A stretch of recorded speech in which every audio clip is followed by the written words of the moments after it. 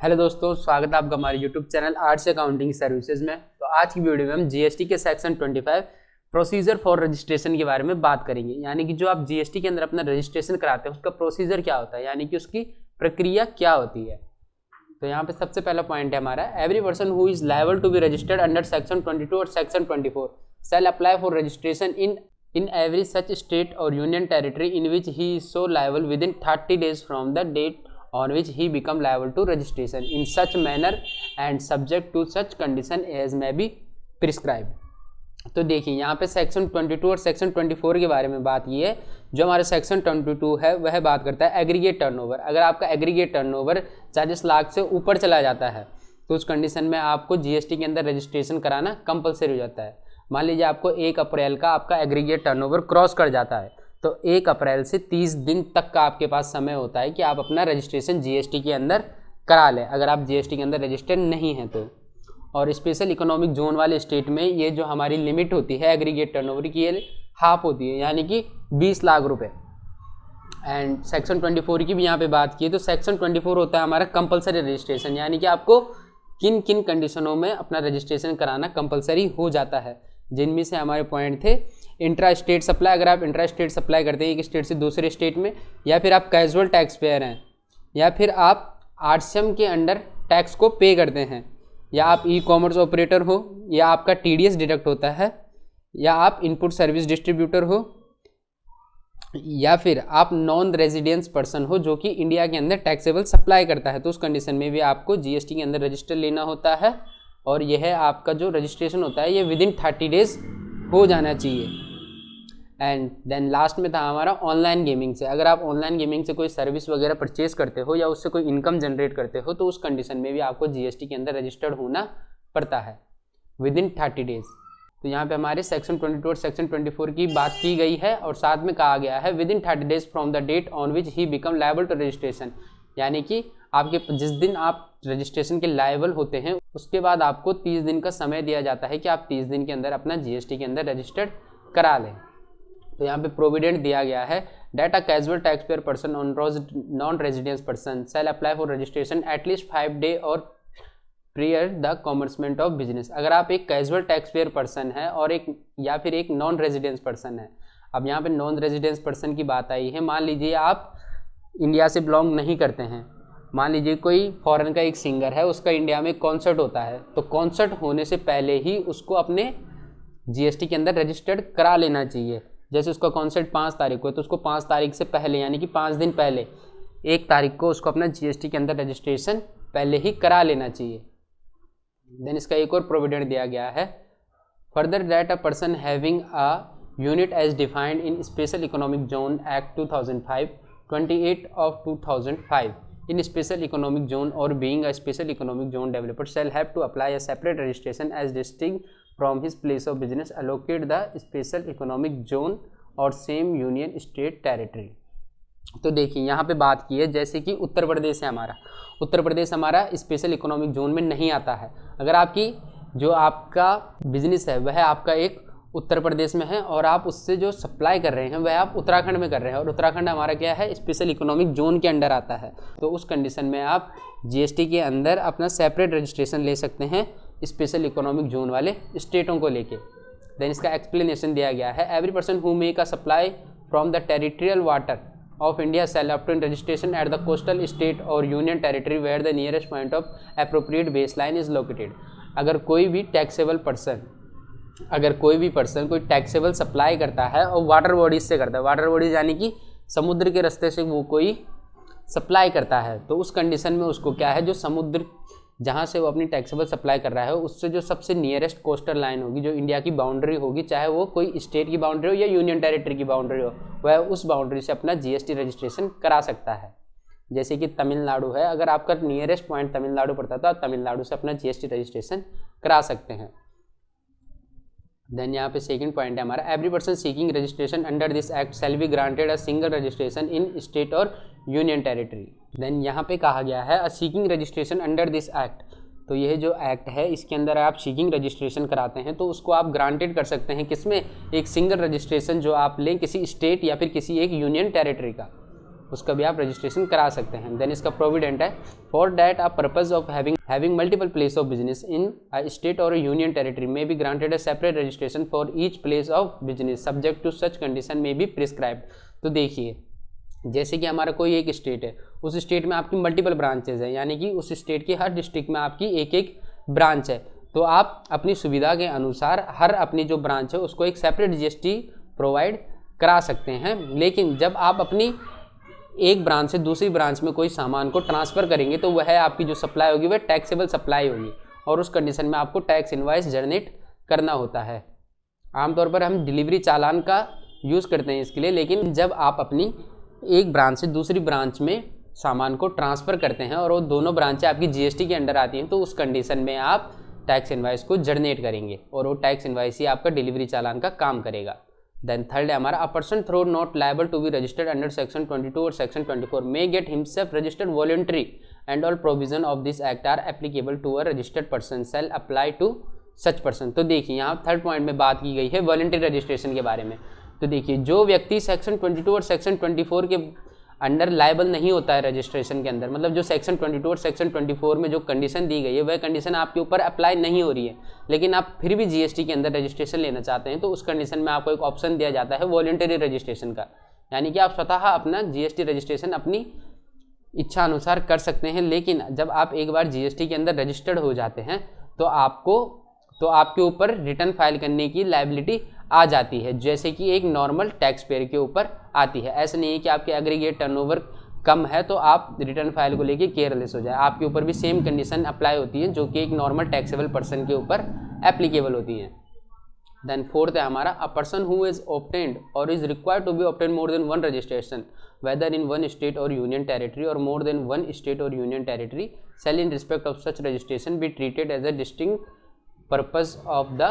of this act। तो यहाँ पे फोर्थ पॉइंट में हमारी बात की गई है, जैसे कि आपकी मल्टीपल ब्रांचेस है, किसी स्टेट या फिर किसी यूनियन टेरिटरी में आपकी मल्टीपल ब्रांचेस है और आपको क्या है, उन मल्टीपल ब्रांचेस को लेके मल्टीपल जीएसटी रजिस्ट्रेशन की रिक्वायरमेंट है, आपको रियली में उन चीज़ की रिक्वायरमेंट है, तो उस कंडीशन में भी आप separate GST registration separate branch को प्रोवाइड कर सकते हैं। इस एक्ट से आपको यह बताया गया है। देन फिफ्थ पॉइंट है हमारा, where a person who is obtained or is required to obtain registration in a state or union territory in respect of an establishment has an establishment in another state or union territory, then such establishment shall be treated as establishment of distinct person of the purpose of this act। तो देखिए, यहाँ पे part 4 में बात की गई है, उसी को घुमा फिरा के सेक्शन 5 में कहा गया है कि अगर आपका पहले से, मान लीजिए आपका उत्तर प्रदेश में पहले से ही जीएसटी रजिस्ट्रेशन ले रखा है, लेकिन आप क्या करते हैं, अब आप उत्तराखंड के अंदर भी जीएसटी रजिस्ट्रेशन लेते हैं, तो उस कंडीशन में जो आपका जीएसटी के अंदर रजिस्ट्रेशन होगा वह इस्टेब्लिशमेंट ऑफ डिस्टिंक्ट पर्सन, इसके अंतर्गत आपका वह रजिस्ट्रेशन होगा। देन नेक्स्ट पॉइंट है हमारा, every person shall have a permanent account number issued under the income tax 1961 43 of 1961 in order to eligible for grant registration. अगर आप जीएसटी के अंदर रजिस्ट्रेशन कराना चाहते हैं तो आपके पास पैन होना जरूरी है, यानी कि आपके पास पैन नंबर होना या फिर पैन कार्ड होना जरूरी है जीएसटी के अंदर रजिस्टर्ड कराने के लिए, क्योंकि जो हमारा जीएसटी होता है वह हमारा पैन बेस होता है। देन इसका प्रोविडेंट दिया गया है, that a person shall require to deduct tax under section 51 may have in lie of permanent account number a tax deduction and collection account number is issued under the said act in order to be eligible for grant of registration। अगर आप अपना registration कराना चाहते हैं GST के अंदर तो उसको रजिस्टर्ड कराने के केवल दो तरीके होते हैं, एक तो होता है आपका परमानेंट अकाउंट नंबर के थ्रू, या तो आप पैन बेस अपना जीएसटी रजिस्ट्रेशन करा लो, ठीक है। अगर आपके पास पैन कार्ड नहीं है, ठीक है, मान लीजिए आप नॉन रेजिडेंस है, तो उस कंडीशन में आप कलेक्शन अकाउंट नंबर के लिए भी अप्लाई कर सकते हैं, जिस बेस पे आप अपना जीएसटी नंबर को ले सकते हैं। देन सिक्स्थ है हमारा, every registered person shall undergo authentication और furnish proof of position of Aadhaar card in such formal manner within such time में भी प्रिस्क्राइब। तो देखिए, जैसे हमको ऊपर पैन कार्ड की ज़रूरत है, वैसे यहाँ पे वेरिफिकेशन ऑथेंटिकेशन के लिए यहाँ पे हमको आधार कार्ड की ज़रूरत होती है। देन इसका प्रोविडेंट दिया गया है, that if an Aadhaar card is not assigned to a registered person, such person shall be offered alternate and via means identification in such manner as government may on recommendation of the council prescribed। तो देखिए, यहाँ पे condition दी गई है, अगर कोई एक person है जिसको आधार कार्ड गवर्नमेंट के द्वारा असाइन नहीं किया गया है, मान लीजिए वो एक नॉन रेजिडेंस पर्सन है, तो उस कंडीशन में क्या होता है, तो यहाँ पे प्रोविडेंट दिया गया है on and from the date of notification every person or the other individual shall in order to be eligible for grant registration undergo authentication or furnish proof of position of Aadhaar card of the Karta, managing director, whole time director, such number of partners, member of managing committee, association, board of trust, authorized representative, authorized signatory and such class of person manner as government may on the recommendation of the council specified in said notification। तो देखिए अगर कोई non residence person है और उसके पास आधार card नहीं है, क्योंकि आधार कार्ड इंडियन सिटीजन के पास ही होता है, तो उस कंडीशन में वो क्या कर सकता है, वह किनका आधार कार्ड लगा सकता है, तो यहाँ पे उनके नाम दिए गए हैं। जैसे कि सबसे पहला है हमारा यहाँ पे Aadhaar card number of the karta, जो कि आपका कर्ता है, या फिर managing director, whole time director है, सच नंबर ऑफ पार्टनर्स, जो भी आपके पार्टनर है आप उनका आधार कार्ड भी यूज़ कर सकते हैं, और मैनेजिंग कम्युनिटी एसोसिएशन के जो भी मेंबर है आप उनका आधार कार्ड, या फिर बोर्ड ऑफ ट्रस्ट, जो भी आपके ट्रस्ट की बोर्ड है उनका भी आप आधार कार्ड,